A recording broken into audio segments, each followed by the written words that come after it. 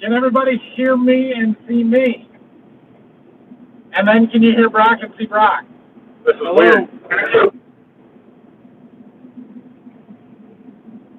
Got glare. Big time.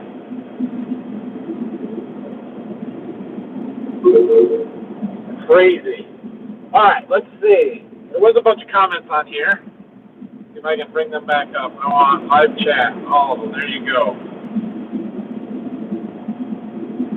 We're all going live. So we're trying this new thing here with Brock and I going live together, seeing how we're working in the same field together. He's in that tractor over there. And, yeah, see how this goes. Day 2 of wheat harvest. Hey, Drew, how are you? Day 2 of wheat harvest. Things are rolling along pretty darn well, actually. We're having a few technology issues that you'll see about in tomorrow's video, but the wheat is pretty good for what we were expecting. It's pretty good. It's relatively dry. It says 13.6 right now. Field average is at 14. That's good. And the combine is working really well. Our losses are pretty darn good. Our sample is not horrible. There's some chaff, but the chaff is light and covers the window first, so it's not too bad. And we've got a grain cart driver. We're covering some acres. Let's see. We're up to 60 in this field. We had 21 when we got here, so we're almost 40 acres into the day, and it's 3:30. That's really good. All right. I see a lot of good afternoons and highs. Nobody told me that they could actually hear us, but I'll assume that you can.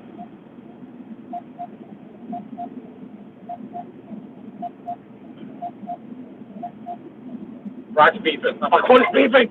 It's Brock. Yeah, what do you need? Cutting in and out.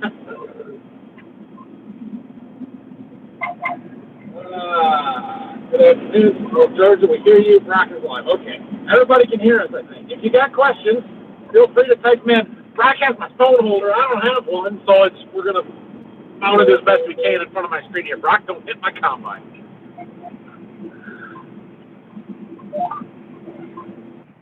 It is very, very tight here with the 40-foot draper and the grain cart. All right. Let me flip the camera, show you guys what's going on here. Unloading on the go. There's Brock. And that gap is mighty tight, especially when he's coming around turning with the front tracks on the tractor. It's a little scary sometimes. But all is good. All is good. Things are moving right along here. We're doing well. Pretty happy with things. The baling crew is here over there. They've got 2 balers and they're bearing running, making lots of bales and lots of bigger bales, basically. All right, where are we at? Good afternoon. Sound is good. Excellent. Yes, I can hear you. Hello, hello. Any vomitoxin? I don't know. I would be shocked if we have vom because of how dry we've been, but it is possible. All right, I'm going to give Brock a compliment. You guys ready for this? He's got this timing thing figured out. Like, my auger is empty, and we're at the end of the field, and that is good. Doing a good job, Brock. Thank you. Wow.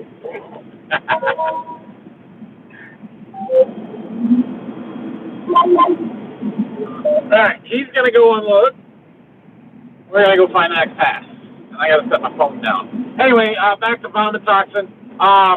I would be shocked if we do have any, but we haven't actually hauled any wheat to town. All of our wheat is going into bins for now. And probably it'll be a while before we get any hauled out. We have bin space to store it all. Almost all of our wheat here at Berkey goes in the 2 wheat bins. Not quite, depending on the yield. But we don't have to haul it out until before fall harvest. So it might be September. We picked up some money, rolling some contracts to September delivery instead of July. And then at Berkey, since we don't have any corn down there this year, we've got lots of bin space, and we'll be able to store everything that we produce down there as long as we want.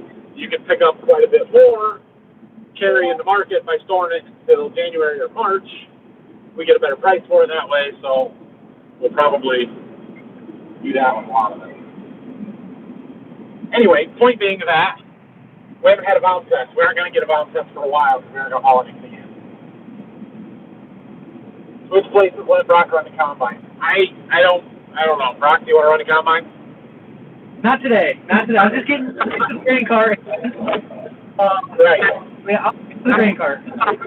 Have you? I think you run this a little bit last fall, didn't you? I give you a couple Yeah, rounds. a little bit of corn. Corn. Okay. Yeah.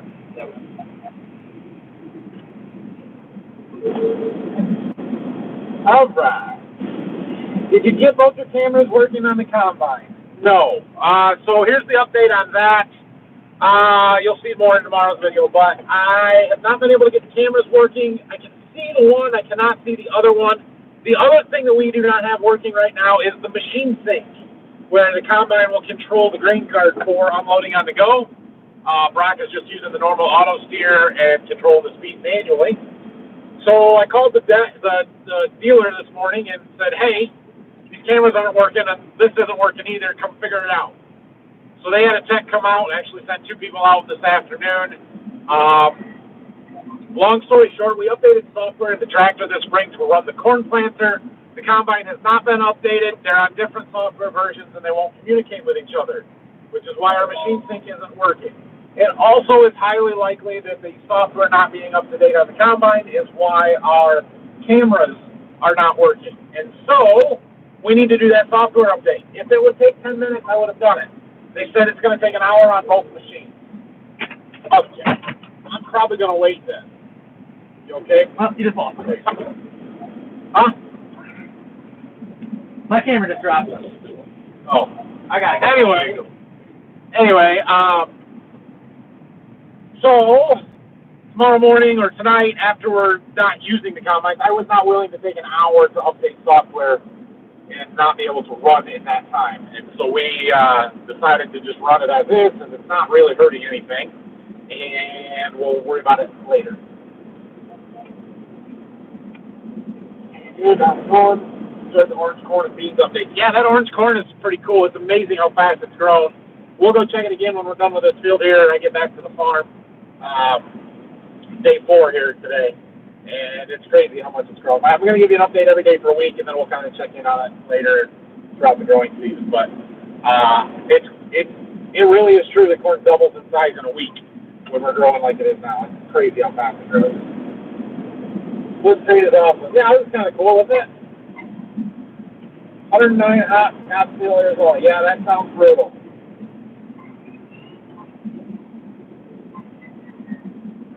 All right, Brock, you're up. This guy wants to know one story from this past year that made you shake your head and hopefully laugh. What did I do? Okay, hold on. I gotta find out where we are now. Okay, where are we at? Patrick McCabe. Okay. 3:34 was the time stamp. We're 5 minutes behind. Okay, 3:34 and combine here,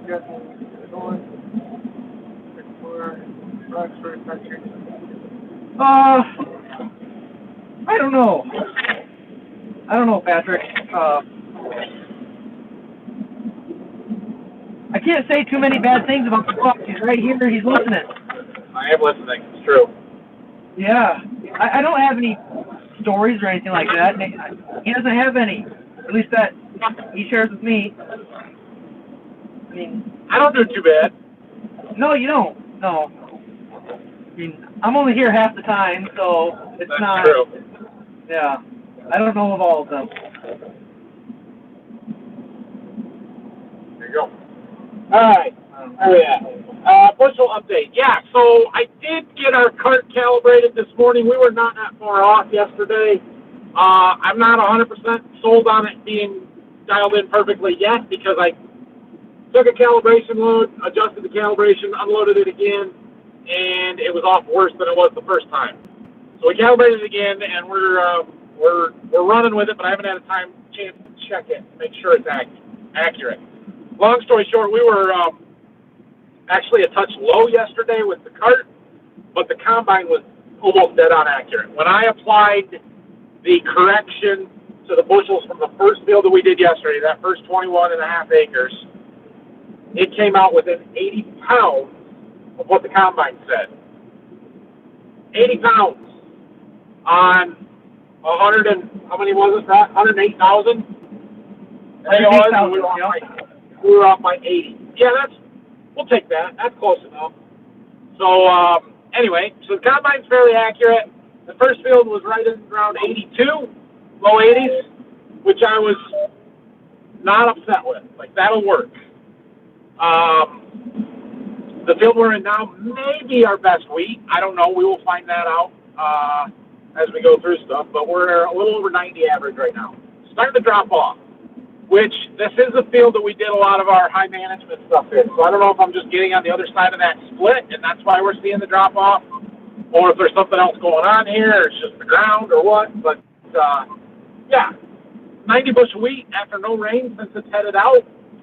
That's good. We'll take that. Take that every time. I'll kill this. Yeah, just talking about that. Be careful you ruin your reputation as a tough boss. I have a reputation as a tough boss. I'm being pretty nice to Brock. You're right. He didn't dig into me yesterday like he could have on his video. Like he could have, so I appreciate that. I didn't say your name, Brock. I didn't point it out at all. I know, and I appreciate that. It was a dumb mistake on my part. That's what people don't see, is that I let a lot of things go that I don't call out. Not a lot, but occasionally. When you make a mistake like that one, and I didn't call you out, but nobody noticed, did they? Nope. At least, yeah. I did, and I'm like, oh darn, that is a stupid mistake on my part, and I should have known better, but live and learn, I guess. Nothing was broke. Not a big deal. We got it. Yeah. How's the new sales system working? We may be interested. Well, I recommend it, although I have very little experience at this point. So, Brock, you've run it more than I have at this point. How's the scale? I haven't lost a load yet. That's a win. That's a win. Well, yeah, absolutely. I have no complaints with it. I really haven't yet. I've poked around with it a little bit, seeing the trucks and the lap, stuff like that, but I don't know. Here, I'll flip my camera around. It's just a different user interface than what we're used to with the old one. I think it's a little nicer and easier to use. There's a couple of things that the U-Harvest had that made it, I don't want to say the word nicer, but it made it just different. Like it had a PTO sensor to tell when you were unloading. This one, it records the load anytime it loses 1,000 pounds or more. So if you unload less than 1,000 pounds, it's not going to auto-record that. Now, you can manually record it, but it doesn't have that PTO sensor. The other thing that the U-Harvest system did that this one does not is when you got a truck full, it would automatically empty it. On this scale system, you have to push the unload truck button, which is not necessarily a bad thing. It's if you want to keep track of trucks, which this does a much better job of, because the U-Harvest wouldn't record truckloads. It would tell you how much was on the truck, and it would reset it, but it would not keep a list of those and record which loads, which dumps from the grain cart went onto which trucks. You had to remember that or write it down, and it was a real pain. This keeps all that separate. It's fantastic from that standpoint, and I really, really like it. And it is a lot easier to get the data from the scale or the iPad in the tractor to the cloud where I can pull it up on my computer. I don't have to use the USB to transfer. All I have to do is connect to the internet. And if I had a cellular enabled, or if I just had a data plan for my iPad there, because that one could have one, it would do it automatically instantly. I don't have that, so I'd have to connect it to a hotspot on my phone, which is easy to do either once a day at the end of the day, or if I'm running the cart, we can just hook it up to, I can have my hotspot run and it'll just do it. And that would be awesome. So, so far I really like it, but I'm still learning and getting to use it, getting to know how to use it. There was not an issue, but they had given me access to a beta version of their app to test. I tried using that. I think the combination of having both apps on the iPad at the same time confused it because it was recording loads in one and not the other, and I don't know why exactly. So I've just gone to using the available app, the non-beta version, and it seems to be working really well. Plus, it's nice. I can pull it up on my iPad in here and see what he sees. So, in fact, let's do that. I'll keep going here. Let me flip my phone. So we're going to close out of Connect Mobile. We're going to pull up labor carts. It might take it a second.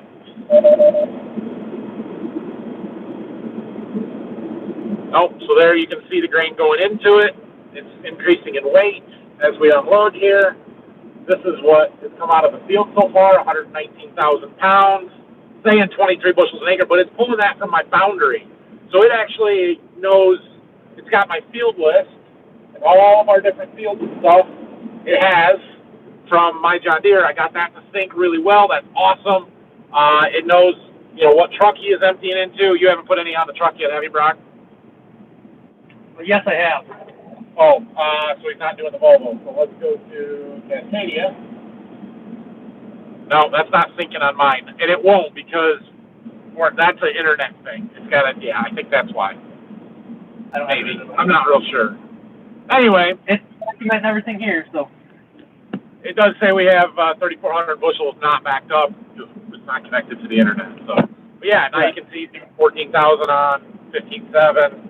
Mine's probably a little slower than his because his is the primary scale head. Mine's the remote. You mistimed it this time. We're off. I'm empty. Yeah. We got 150 feet yet. No, it's fine. It's fine. Anyway, yeah, so that's working really well. I like that. Nice. But yeah, this 23 bushel an acre says that's figuring on the whole field. So every time he unloads, that goes up, and then when we're done with the field, it should give us a fairly close idea of how much is in the field or what the yield was.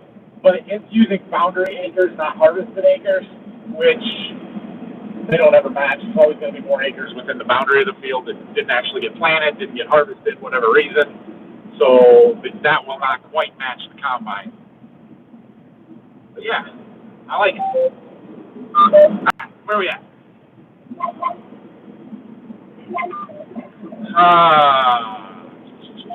Is there enough moisture to double crop beans? Yes, I do believe there is. When we were stopped earlier working on the combine, I got out and was looking around, and there is definitely moisture in the ground. That is good. We're going to try and double crop beans here. So they're working on baling. They got to get all this stuff baled off. They got to get the bundles picked up, and then we can come in here and plant. There is a chance of rain in the morning, so it may get pushed off. We'll see. I don't think we're supposed to get a lot of rain out of this one, but there is that chance. So we'll see. Fire Dad Fairly Woodworking Festival back in June. Yeah, he told me he saw, I don't know if he told me he saw you or just a few people there, that I think he ran into.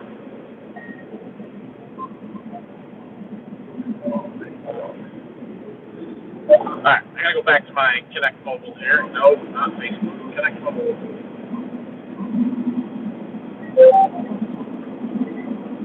Okay. Now where are we at? Let's see the Duty Live. Thanks. How efficient is combine running gallons per acre? That's a fuel usage question. I don't know. I don't care. We can find that out. Let's see. Here's the thing. This combine's expensive, and it's very productive. So, the amount of fuel that we burn is insignificant, and it doesn't really factor into any decision-making processes when it comes to that stuff.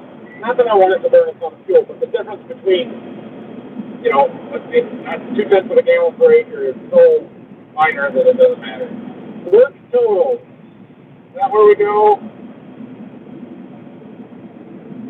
Nope, that's not where we want to go. Work monitor? No, that's where we just were. Work totals. That doesn't seem right either. Well, there's a fuel. We burned 80 gallons in this field. Nope. Somewhere in here there's the settings for this. I just have to find the machine monitor. That's the one we want. Fuel and pressure. 1 gallon per acre. That's what we're burning. 1 gallon is not too much. 1.1. So, even if that was 1.5, and you burn an extra half a gallon of fuel per acre, what's the price of diesel today? $3.50. I think we filled our tank for the bulk tank. It's off-road, non-taxable, whatever. May have been even lost to that. You're talking $1.75 an acre difference in cost. So what? Doesn't matter. That's insignificant.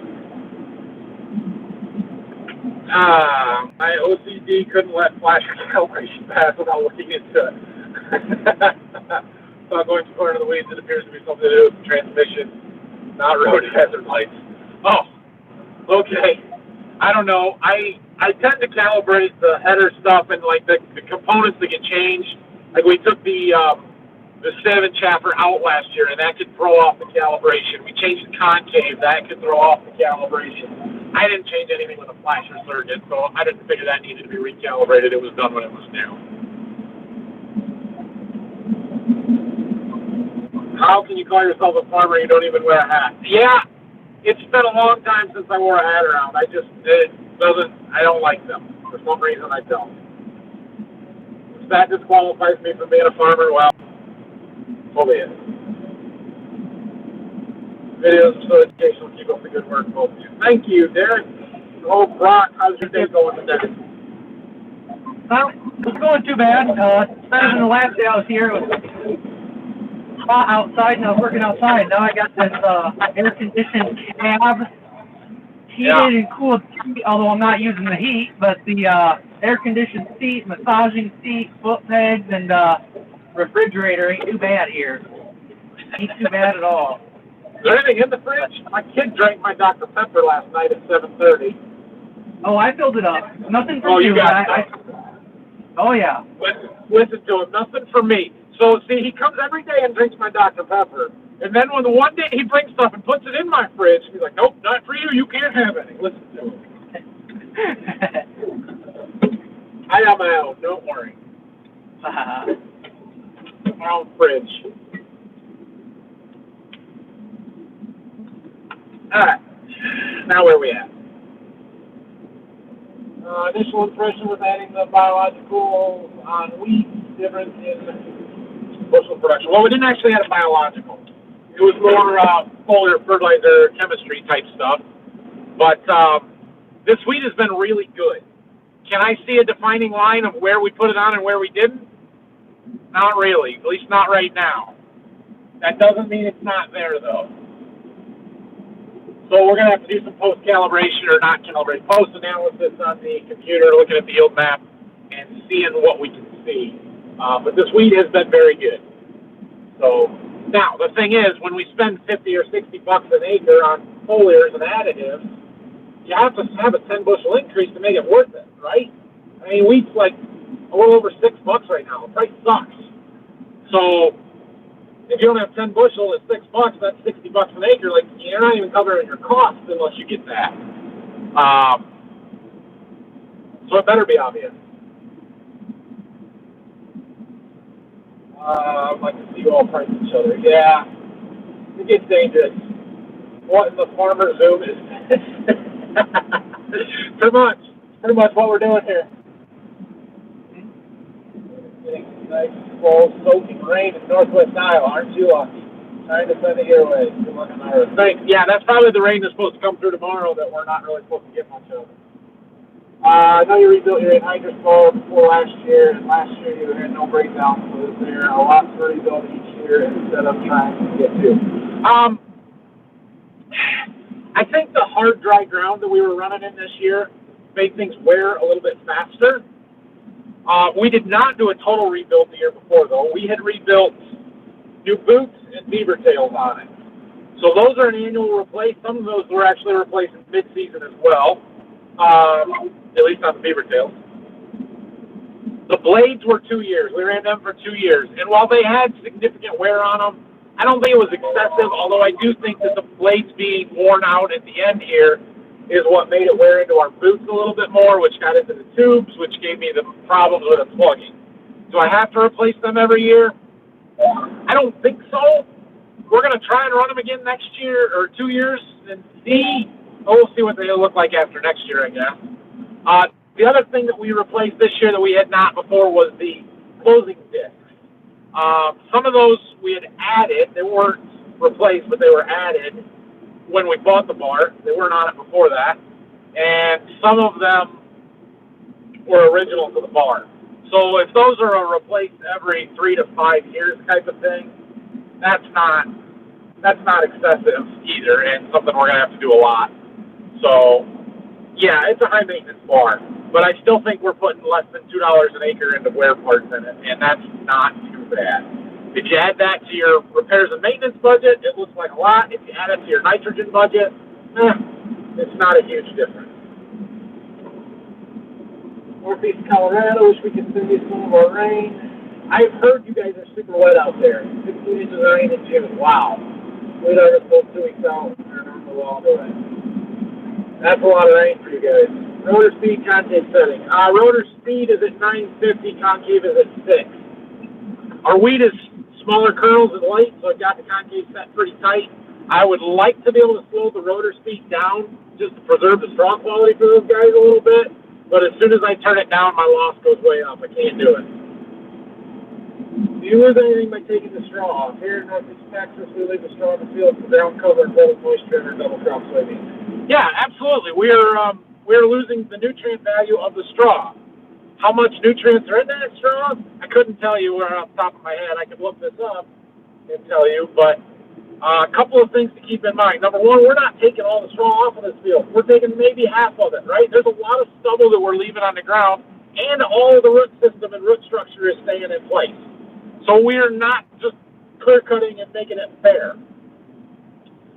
Number two, yeah, it's going to make boys lose a little bit of moisture. And while we're going to plant some double crop beans, and that may not be a great thing for those, we have much more trouble drying out in the spring and getting rid of water than we do getting too dry and holding water.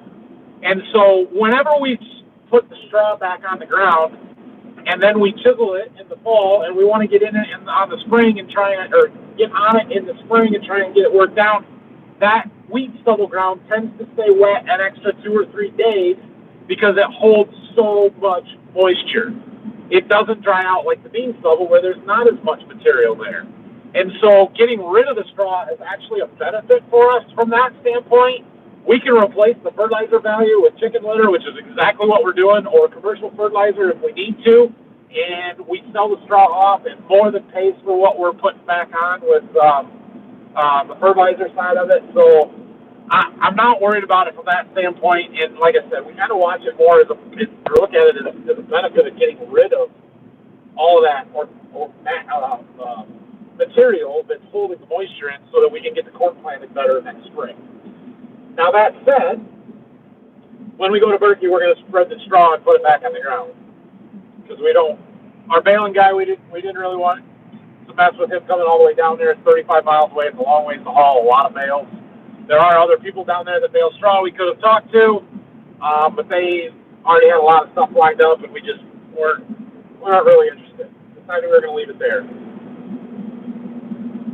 Very cool screen. I think you're getting wing harvested before that arsonist in your area. Yeah. How about that, Brock? I didn't hear what you said. Don't distract him. He's driving. Don't hit my combine.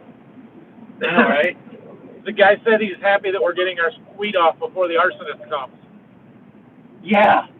No, no comment. We're just going to leave it at that. I'm not allowed to talk about it because it might happen if I talk about it, is what I'm hearing. Yeah. Don't say a thing. Fuel usage is 1 combine, 1 row crop trailer, well, on most carts, 2 trucks, and a significant 2 or 3 combines. Yeah, but they're more productive. That doesn't matter either, right? Just because we're using 1 tractor, 1 combine, and a couple trucks doesn't mean that we're burning more fuel per acre than the guys that are running 2 combines, big tractors, and all that other stuff. They're way more productive than we are, and we're pretty dang productive. So you can't look at it as a cost per hour or a gallons per hour. You have to look at it by the acre. And from that standpoint, it's just the differences between those systems is not significant. How's the track wear after the super dry and hydrous conditions? On the tractor, normal, minimal. I'm sure we're starting to wear some tread on those tracks, but they look perfectly fine. They're seasoned. They're broken at this point. I don't worry about them near as much as I did a year ago. Good timing, Brock.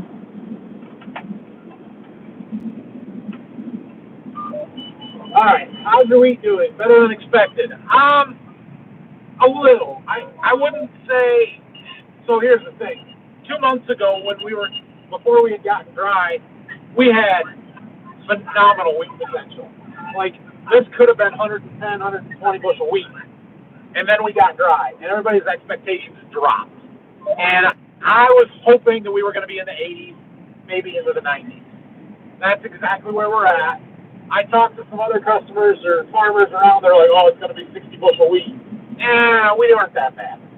So, am I shocked and surprised by it? No, not really. It's about where I was hoping for and expecting, which is good. It's good wheat.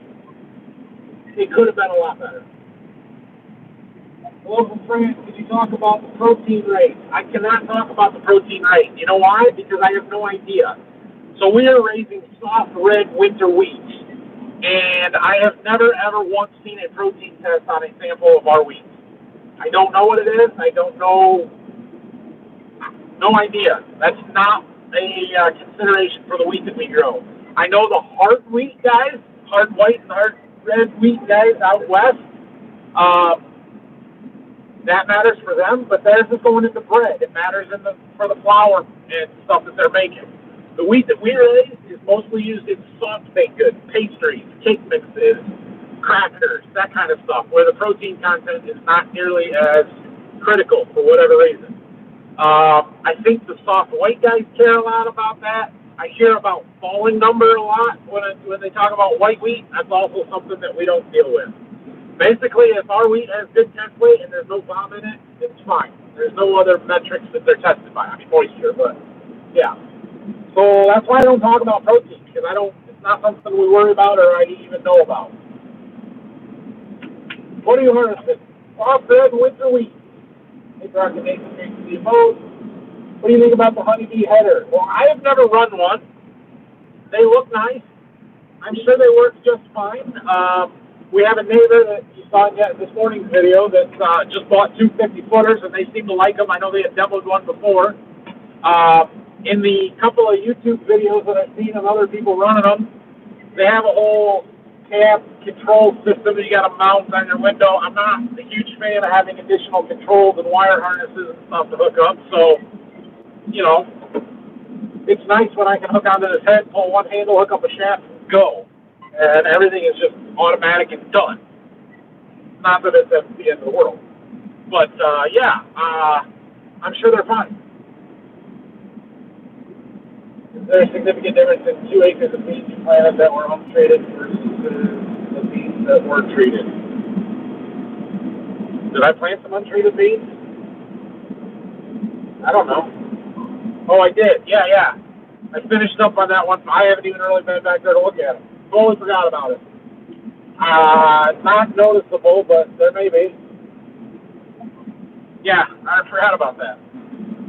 I'm friends with one of the CEOs of Explorer. I was wondering if you've been able to tell a difference from the products you use. So we're in the field of wheat right now where I use a lot of those products. Nothing's jumping out at me on the yield map, but there may be a difference. We'll find out when we get a chance to look at the data a little bit closer on the computer. As far as anything we've applied this year, I haven't done any root digs or anything noticeable above ground. I will say that when we did some weed-by fungicide on corn, and I used some of the Ag Explore products, that field of corn totally changed in 2 days. Like, it went from small and just struggling because it was dry to, I thought it grew 6 inches in 2 days, and it looked a lot better. Whether that was the fungicide or the Ag Explore products, it's a little tough to tell, but it looked really good. Last year, I used one of their products that was an experimental that's now available to buy this year, and I saw a 7 or 8 bushel difference in corn with just the one product. So that's the most significant return I have seen. But outside of that, we'll see. I'm really hoping that there's big returns on it. I would love for this stuff to work, but it has to actually work. So we're going to find out.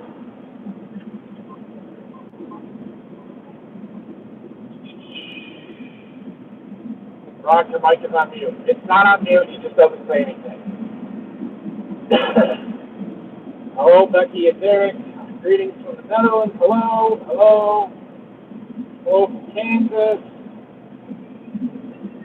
15J91, planted 418 half pass, which just had about 4 inches of rain this week. Well, you're killing it.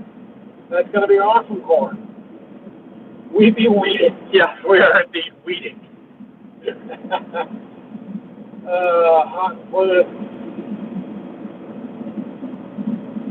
On average, how many bushels per acre do you need to harvest at least break even corn, beans, and wheat? You mean break even of our total production cost? Well, that depends on what we sell it for. I don't have that information on the top of my head, nor would I really share that information if I needed to or wanted to. Yeah. We would need to harvest some to break even. I can go back to New Hampshire from farmland Monday around Toledo. Okay.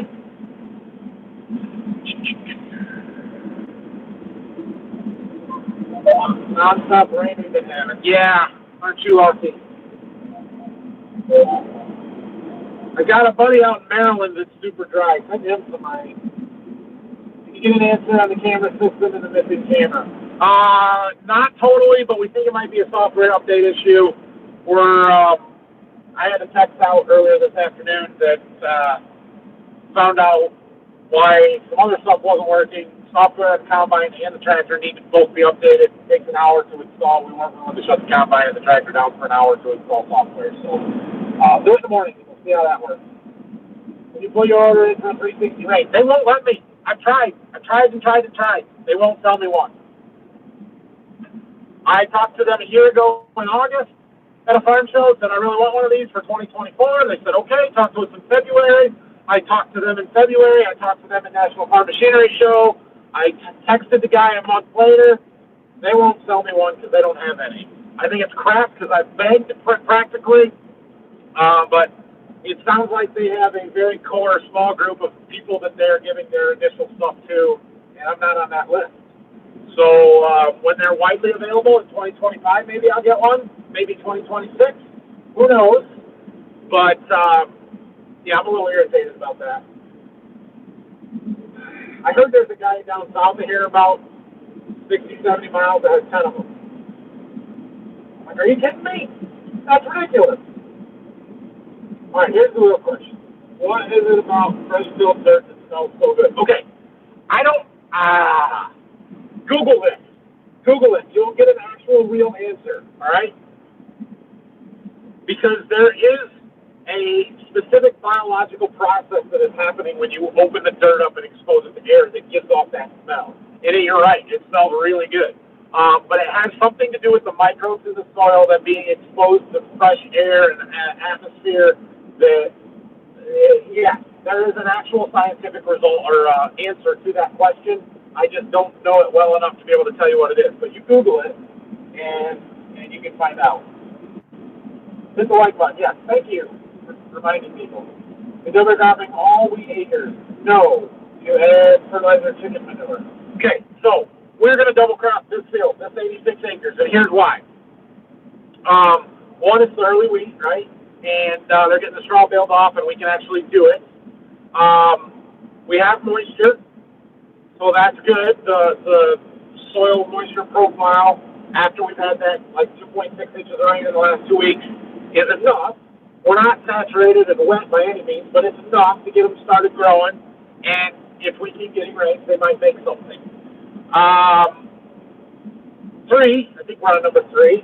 The price of beans is good enough to justify it. A few years ago, when beans were $8.50, $9, it doesn't make double crop beans real attractive. And the price of beans has come down, but the USDA report last week also said that bean acres are way below expectations. And so the price of beans in the bean market right now is fairly strong and supported. And, the bean price isn't what it was a year or two ago, but it's not bad, and it justifies trying to grow as many as you can. Outside of that, why we're not going to in any other fields. The one we ran yesterday, we're tiling. We have one other field that's going to be the next one we combine, but it's 18 acres and it's 5 miles away. Best case scenario, our double crop beans make 30 bushel. 30 times, even if you said 20, would be 600, right? 600 bushels. Is it worth planting 18 acres 5 miles away for 600 bushels of beans? Not really. It's not really worth the trip and all that extra effort. Plus the straw guys that have to get there to get the straw off. It's just a lot of hassle. We have one other field of wheat here at Waldron. It is one that we don't own. It frequently floods. It's kind of wet. It's not a great double crop bean candidate.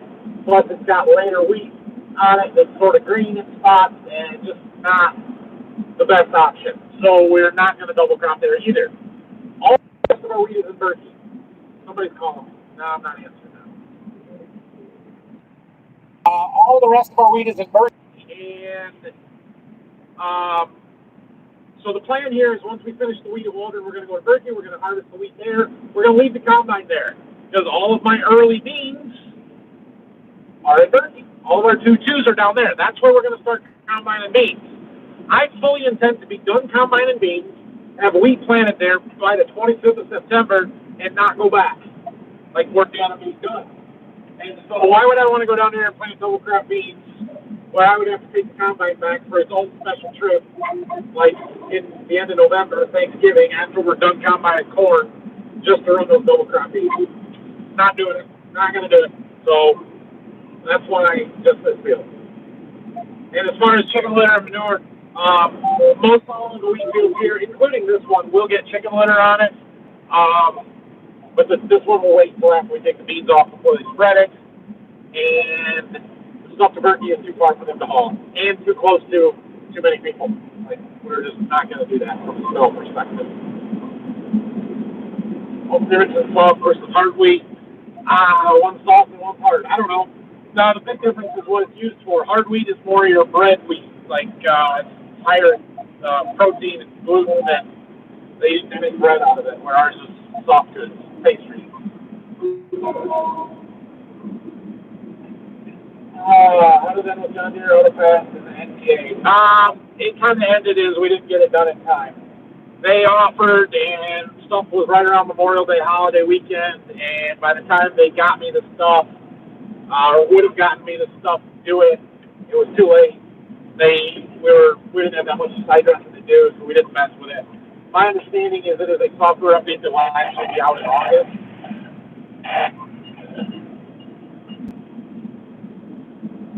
Was that the radio, Brock? No. Yeah. Okay. Was that the radio? No. Okay. Something was beeping. Anyway, it's a software update that'll be out in August, just available for everybody, so shouldn't be a problem for next year. Ireland, hello, welcome. How's Brock like the new grain cart scale? Brock, you gotta talk about the scales again. I like it a lot. I mean, I have to upload, and I mean, simple to use, so the learning curve on it, I learned it in 10 minutes. So that's It's definitely pretty a bonus. straightforward. Yeah. Can't complain. Was super easy. He wasn't there, but yeah, the install was super easy on it. It all worked really well. So far, so good. Yep, absolutely.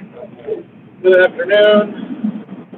Driving the dump cart is harder than some people think. You have to watch everything. Well, yeah, the grain cart guy is always the problem. Right, Brock? Yeah. I definitely had my fair share of mistakes my first couple years. I spilled quite a bit of corn and beans and just everything. But yeah, I came from a farm where you had wagons and a 7720 where you dumped on the end of the field and that was it. Yeah. And you didn't notice all the weeds spilled in the driveway when you pulled in, did you? Yeah, just a little while. I mean, I don't know who did that. Yeah, I don't know. I'm not gonna blame it on anybody here.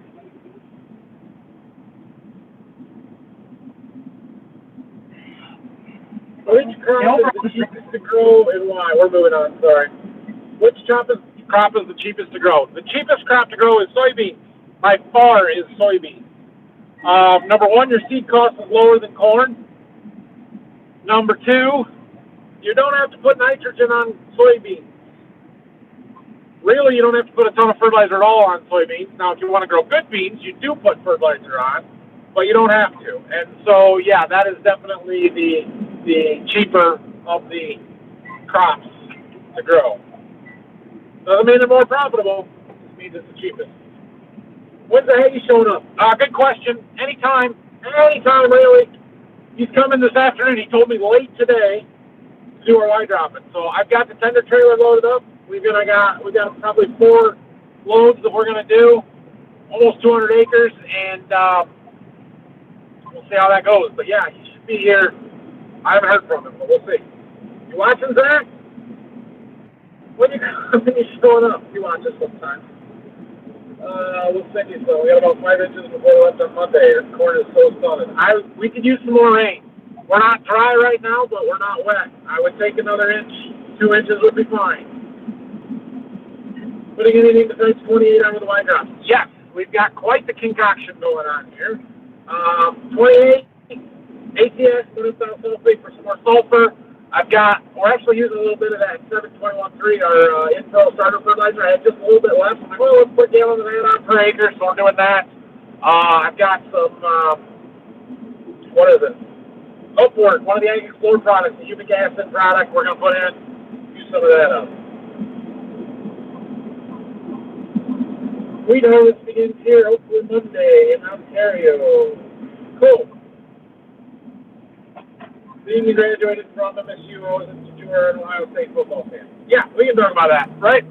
Well, I am a Michigan State football fan as well. I do like Michigan State. They tend to not be as good as Ohio State sometimes. But my dad and 7 of my aunts and uncles graduated from Ohio State. They have a total of 10 degrees. I now have numerous cousins that have gone to Ohio State. I grew up an Ohio State fan because that's where my dad went to school. And so I went to Michigan State because it was closer and it was in the state because I grew up in Michigan and not in Ohio. And I was heavily involved in the Michigan FSA when I started college in high school. And so that took me to Lansing. But yeah, that's how that happened. So I cheer for them both. Brock, smile. Get you focused on work. It's expensive equipment here. When I'm loading the combine's unloading, I'm not going to hit it. I can't afford to buy a new one for them. So yeah, no, I'm going to be focused. How's the hay crop do? Yeah. Oh boy, first cutting wasn't too great. I had to get in a hurry and cut it and bale it and get it off. I got weevils, so I had to get it off. Well, guys, we had been getting a lot of rain there in April and the first week of May, and then all of a sudden we had this stretch of weather that's like, there's no rain in the forecast for 10 days. Now's your chance. Bale your hay, even though it was a week or two before it was really optimal. Yeah, and that's when I did it. Yeah. Right, but we didn't know at that time it was going to stay dry for 6 weeks. You could have waited and it would have been fine, but we didn't know that. Exactly. I mean, so I took the chance when I did, and so it wasn't a great crop, but I got to factor in, I got a 4th cutting off of it last year, and it's a grass and alfalfa mix. So it's not going to be a heavy first cutting, and I cut it 2 weeks early. So I can't really be mad. My second cutting looks really good. I know we had that dry spell there at the start, but the grasses are coming in since we got the moisture, and I'm pretty excited about the second cutting, to be honest with you. I do have a wet spot that stays pretty wet, and that's dried up, and yeah, so I'm pretty excited there. Yep. So liking the new truck so far? I think so. I drove it over here. It's the first time I've really driven it other than test drive. And it's smooth, it's nice, it's quiet. Brock, did you grow up on a farm or have interest in doing your own side acres in the future? Well, my grandpa had a farm when I was growing up that was, 3-4 miles from my house. So my first tractor that I ever drove was a 1952 DC Case. And the only reason I could drive it was because it had a hand clutch. So I could push it forward. My feet wouldn't reach the pedals, and that's what I grew up on. But we farmed 80 acres, and I wasn't over there every day, but every day that I could be, I would be there. I got into that. My grandpa had to sell his farm due to some health issues and stuff like that. So I found another local farmer that farmed about 250 acres and helped them out, another older couple. So that's where I got going. And then Nathan was my 7th grade basketball coach, and I always looked at his equipment like it was insane. Cause like I said, 1952 DC case, 1970 something case 970. The newest tractor that I had prior to coming to here was a John Deere 9650, or 4650, sorry, and that was a big tractor for me. Well, you come here and it's totally different, but the opportunity of coming here, I do like it. I do enjoy it. I learned a ton. And as far as owning my own land and doing that, I don't know. It's a big commitment, and if I want to do it, I want to do it right. And I think I'm just going to help people out, work for people. I love my other job. It takes a ton of time between actually working and continuing education every year. So between all that, it's a hobby for me. I don't have to work at any farm, but I do enjoy it, and that's why I do it. So to have the responsibility of owning my own, I don't want, but the enjoyment of being able to work on it is also, that's what I want. So I don't think I'll own my own, but yeah, there that is. Now, Brock, did you notice how when you were talking, I was showing people what's going on? No, I did not. No, let's see. I got the camera turned around. I'm looking around. People want to see it from your angle, too. You ready? Well, let me. Well? Yeah. When you get time. There we go. Don. There we go. There's the combine. He's supposed to do it quietly. Said that one of his auger broke off the hinge on his grain cart when he was driving it. Yeah, that's why we fold it in every time. Right, Brock? What was that? Say that again. This guy said he's the one that commented how driving in the auger cart or dump cart was the harder job than people think. And we agreed with him a while ago. But he said that he was driving one when the auger fell off the hinge or broke off. Oh, yeah, that's why I pulled the auger every time. Except for, do you know what you did the first time you were pulling up to a truck today? Do you know what you did? I didn't call him out on this. Do you know what he did? We were in the back doing intros. And he was driving up. And he hadn't made it even a quarter of the way up the field towards the truck. And he's got the auger out, getting ready to dump. Like, me? Wait till our trucks, man. Yes, you. Oh. He likes to drive around with it out. He won't do it by the combine, but he will certainly leave that auger out when he is nowhere even close to the truck. He's got to go dump. Good help is hard to find. I know some people and some farmers are just leave the augers out all the time, combines, grain carts, all of it. I am not that. I hate it when our stuff gets left out. Like, I fold the auger in every time.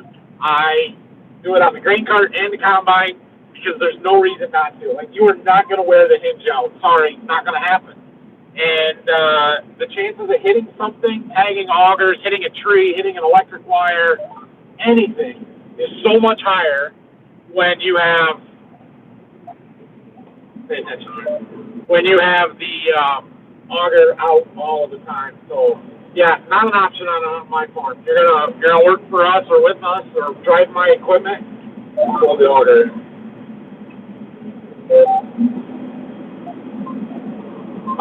Where are we at? Good afternoon. Clarify, when does the CVS new Aggie show up? Yeah, we don't have Aggie coming anytime soon that I'm aware of. You put less anhydrous on the fields where you are wine dropping. I did not. I'm going to talk about this in tomorrow's video too, but just quick rundown on why I'm wine dropping, right? You guys remember last year, my irrigated corn that we had? It looked fantastic all year. Early in the year, I made a comment and I said, I think this is the best field of corn in the state of Michigan. It looked really good. We watered it early. We got it through tasseling early. You know, it was 112-day corn that was tasseling by the 10th of July. It was fantastic corn until August hit. By the 20th of August, we were firing up at the base. It was showing significant signs of nitrogen deficiency, and we got tar spots. Came in really late. And so what I decided was I shorted it nitrogen, and I had put a lot on. We put a bunch of nitrogen on with our planter and side dress. We also put nitrogen on through our irrigation water. And I thought, we got plenty up here. Turns out, no. And so I don't have the ability to add anything through my irrigation on our corn this year. And so my thought process is how do I keep from shorting my corn nitrogen where I'm trying to really push stuff? I'm not doing every acre. We're doing the highly productive contest acres and a little bit more, just to see what it will do. It's my experiment. This is my way of not letting my corn run out of nitrogen. We're going to come in what I consider to be late season now, because we're in shoulder high corn or better on some of it, and we're going to put a little added nitrogen out there. Now, it has not run out of nitrogen from the stuff that we side dress. There's still a lot there. It's still green. It's still picking it up and growing just fine. The nitrogen that we're going to put on today is in liquid form of 28. Half of that is readily available, ammonia form. Half of it is in a urea form of it that is not readily available until it starts to break down a little bit. So it's going to be available when that corn is tasseling and starting to fill the ears, and that's what we want. I need nitrogen in that corn and available to that corn in August, and that's what putting it on today is going to do, I think. So that's why we're trying this, and we'll see how all that works out. But it is bonus nitrogen. It is not replacement nitrogen. 4 or 6 foot augers, that should be a good idea. Nope, we're not doing that. That would screw up too much stuff with the power fold auger with, corn. I'd love to go in corn. It's not a good idea. Things are going well. Yes, things are going well. Any auger issues with deer after the winter fix? No, none at all. So far, that's all working really well. I haven't looked at it real close, but it's working. We would like to show our operation. Brad, you PM me, dude. I don't have your contact info. You want to get a hold of me? We'll talk. My email is in the description, or you can find me on Instagram. What are the benefits of flip over reel versus a regular reel? Yes. Okay. In wheat, very little. In fact, in wheat, it's almost a detriment. So what he's talking about, see how the fingers on our reel do a 180-degree flip or a 360, I guess. When they come over the top, they're pointing straight up instead of always pointing straight down. A conventional auger or tether reel, the fingers always point straight down. They come up and they go like this, right? Like this. Our old head was that way. Sometimes this flip over reel is actually grabbing some of this wheat, especially if I set it down too much. See that? Kind of grabs it and throws it. I don't like that. But the big benefit to this is in soybeans. Our old head, we would have so much trouble with the beans wrapping around the reel. I would have to get out and dig them off several times a day sometimes, depending on the conditions. But this is much, much better because it kind of ejects them off and it throws those beans off so they don't get stuck on there and start wrapping up. Now, we had never had that much trouble with beans wrapping until we got a draper. And I didn't know that I needed a flip over reel when I got that first draper, so I didn't get one. And what happens is with an auger head, instead of the draper belts, the black belts that are bringing everything to the center, you have an auger. And that auger grabs it and pulls it under the auger and gets it away from the cutter bar and the reel. The draper belts don't do that. The stuff just stacks up on the front of the draper belt and keeps moving in. And so when you would get into the middle here, and all of the beams that you cut out there are now in here, the reel would grab them, or it would be pushing them back, and they start piling up. And that's why they would wrap, because they wasn't getting away from that reel as they came into the center like they did on an auger head. Now this is much more even and better feed system than an auger, but it caused wrapping issues. So when we got a new one a couple years ago here, we got that flip over reel, and it's night and day difference. This is so much better than the old conventional style fingers that just always point straight down. Combine burning the oil yesterday. Tough to tell. I don't think so. When I checked the oil this morning, it's actually well above the fill limit. I think I probably overfilled it a touch when we changed oil. We'll keep an eye on it.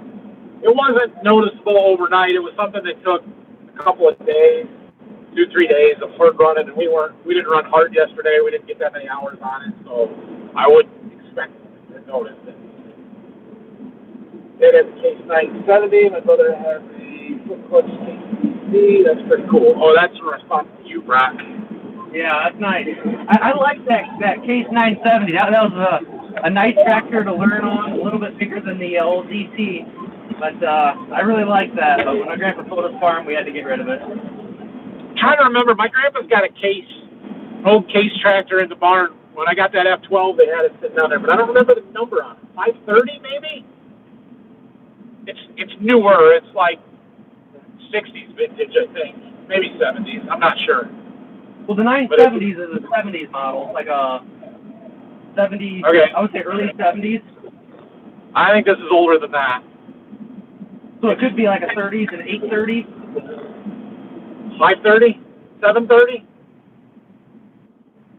Yeah, I don't know. Maybe. I got a picture of it somewhere. I'd have to go along. Anyway, it hasn't run in years either. I hear it had some fuel injector issue, something. I don't know. It's diesel.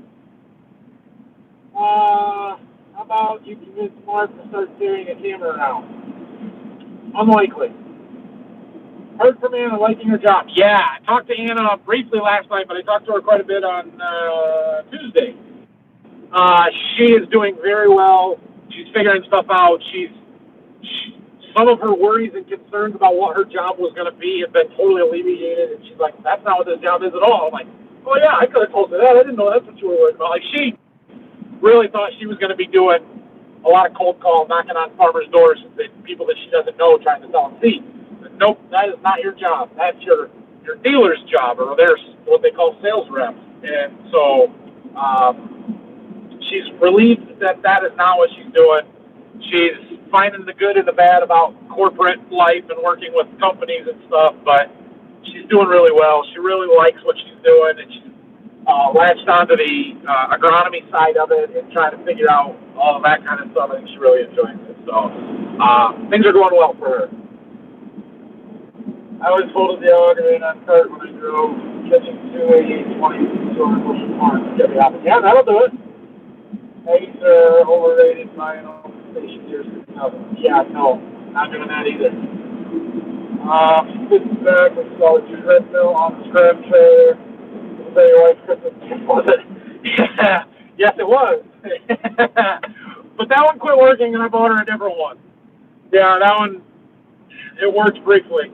Sometimes, yeah, if you hit it hard enough in just the right spot, it would work. I think I got scammed when I bought it. I bought it used on Facebook Marketplace. Just, yeah. Long story short, I think I got scammed. It never really worked, and I bought her a new one. Seeing our flight yesterday change any of your fungicide plans? Not really, because I already had everything in the plan. So I kind of went through the list yesterday of where we're going to spray, where we're not. I'm holding course. I'm going to spray most of it. Like I know that that's an expensive application, but I believe it's going to pay, especially after the weather we had earlier this week with the hot, muggy, humid conditions. The disease is coming. Whether guys realize it or not, whether they think there's enough potential there to protect or not, it's coming. And even if we've lost some of the top-end potential, right? A 20 bushel difference is a 20 bushel difference. It doesn't mean if it's the difference between 220 and 240, or if it's the difference between 140 and 160. It's still a 20 bushel difference, and it pays. It's worth it. Any advice for dealing with tractor dealers who act like they are too big and you are too small to care about your business? Switch brands. That's what I do. I mean, I haven't had to switch brands because my deer dealer takes care of me, but when I've tried to work with other brands, that's how they treat me. Because I'm just a young guy that can't possibly have any money and be able to afford to buy, a fence or anything else. Yeah, I don't know. I hate it. I hate it when salesmen won't treat you with respect. And, I would at a minimum switch dealers if you're not willing to switch brands. That drives me crazy. How much wheat do you guys typically grow per year? Somewhere between 450 and 500 acres. I think we're sitting just shy of 500 this year, around 490, so right in our ballpark. We've been working on plans for next year, which we'd already had the wheat sort of planned out, but I think we're going to be a little bit shorter on wheat acres next year than we are this year. But we'll see. Do you actually make a living farming? I think you're just a big kid with a quick foot. Okay, your wife is a real breadwinner. Well, my wife has a good job, and she does well for us. But I do make some money farming, yes. And selling seed. That's my play money, my seed business.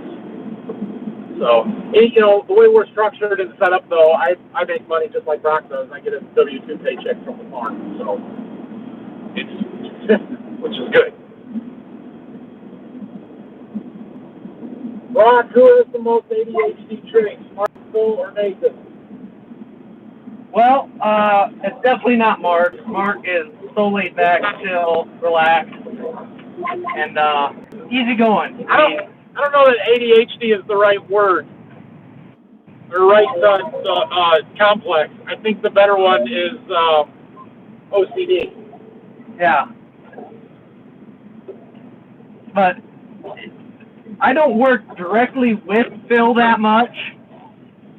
I'm around him sometimes, stuff like that, and he takes his time on things. Particular. He wants to be right. Particular. But Nathan is, you do it, Nathan. How do I say this?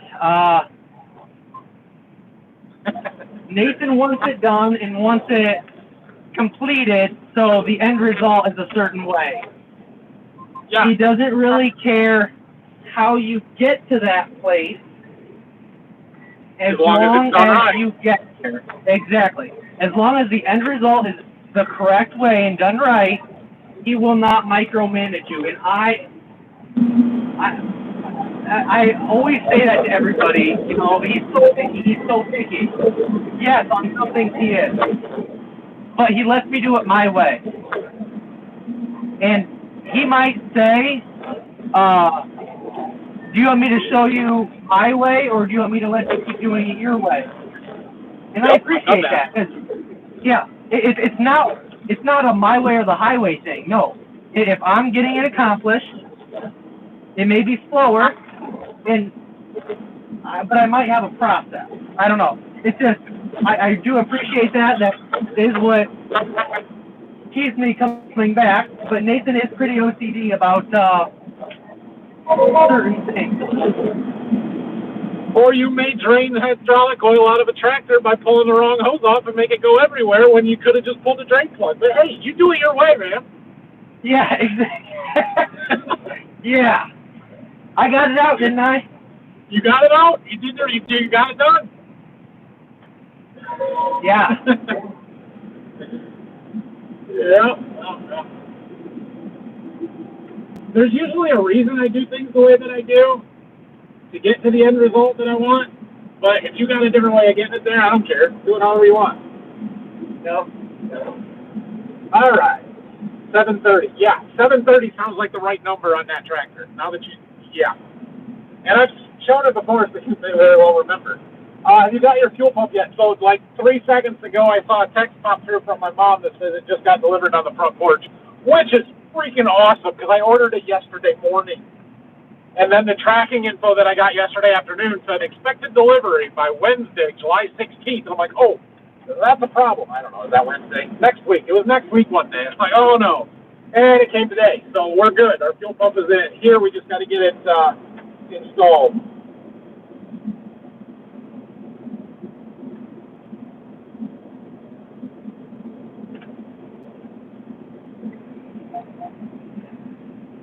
You okay, Patrick? I don't know what any of those mean, but you okay?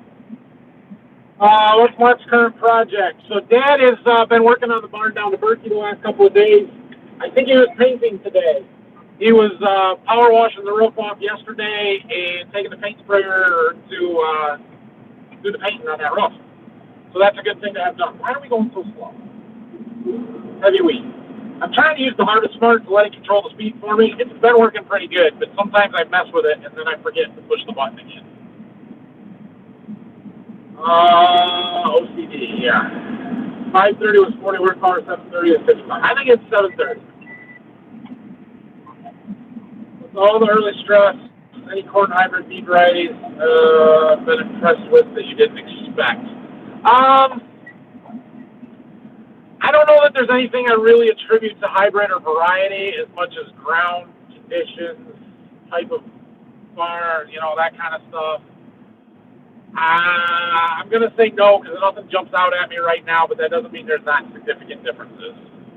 It's a little early to evaluate some of that stuff, though. Oh, we'll see later in the year. Hey, I'm over here with the baler. Here's our band crew. Here's one of our guys over here. This is what they got. They just got these New Holland hayliners out here, and they're just cranking out bales. They got one done already. They got 30 acres done already. Yeah, they got 2 of these going in that bale bearing, and then they got a tractor back over there stacking. But I mean, they are just they're coming out, pretty quick. Are they up to the trucks yet? They made it to the. Hell yeah, they're past the trucks. Yeah, they're just past the trucks. Yep. Nice. Doing end roads. Oh, what yeah. the heck is doing end roads? Yep. CDO. This is one the right letters in the letters in the right order. CDO. No, it's not. It's OCD. Oh, I got you. Never mind. Over my head, Eric. Got it.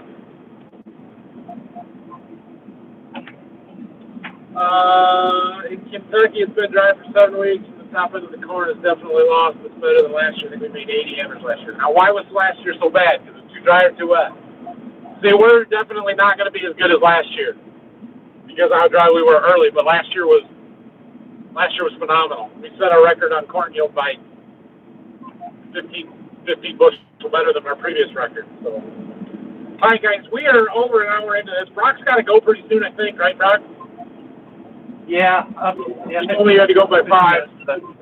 Yeah. So we're gonna wrap this one up pretty quick. If you got something, get it in nice. I'm gonna try and get through these quickly here. My boys and I have been watching your videos for over a year. Enjoy your channel. Up-to-date current information. Just getting into farming. Thank you. Thanks for watching. Found a review on the seed shed heater. Happy with the purchase. Yeah, it worked really well.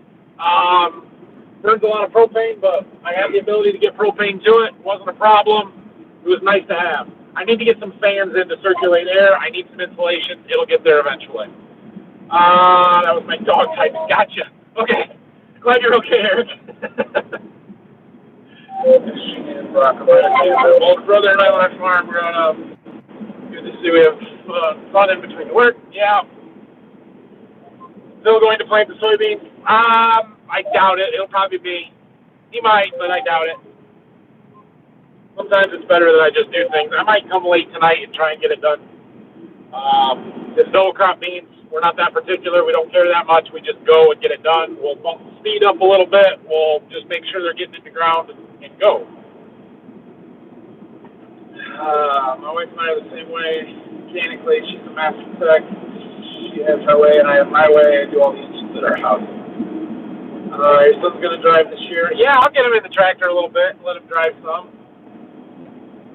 Nice to see harvest again. Greetings from Germany. Thank you. What size bale they packing? They're small squares, 2-string small squares. They sort of make them short for the Baron. I don't remember the exact dimensions. I want to say they're 16 by 18, end, and then length, 28, 30-inch length, I think, something like that, 32. I don't know. They got a little jig gauge they got to use to judge it. Well, everyone, New makes a great baler. Yeah, they did pretty well. Too dry last year. Waldron. There, guys. Great job. Thank you. Your other siblings, college grads as well. Yes, all 4 of us have graduated from college. Oh, sorry, I'm late. Wayne, you're catching the tail end of it. Sorry, bud. We're just wrapping it up. Thanks for the live. Adam, thank you for that super chat. Very, very much appreciated. Appreciate you watching all the videos. How much do you sell the straw for in the field? You know what? I'm not even sure what we're getting this year. The buddy of mine, we've always just kind of had that understanding that he's going to bale our straw. Never worried about it too much. He always pays us, and whatever he thinks is fair. I should probably ask him, though. It'd be a good idea. Just got in on the weed doing. Bert, sorry, man, we're just wrapping this one up, so you're not going to catch much of it, but the weed is good. The field is dropping off as we get over to this side, which is the side that didn't get treated with the Ag 4 product, so, maybe that's a good sign, actually. But we're running in the high 80s, low 90s mostly, and the weed's pretty good. All right, everybody, thanks for watching. Brock, thanks for joining. We'll see you guys again. Probably do another live stream from Berkey next week. And check out tomorrow's YouTube video. We're going to have all kinds of stuff in it, from harvest content to wide dropping, assuming he makes it tonight. So thanks, everybody. See ya. See ya. Thank you.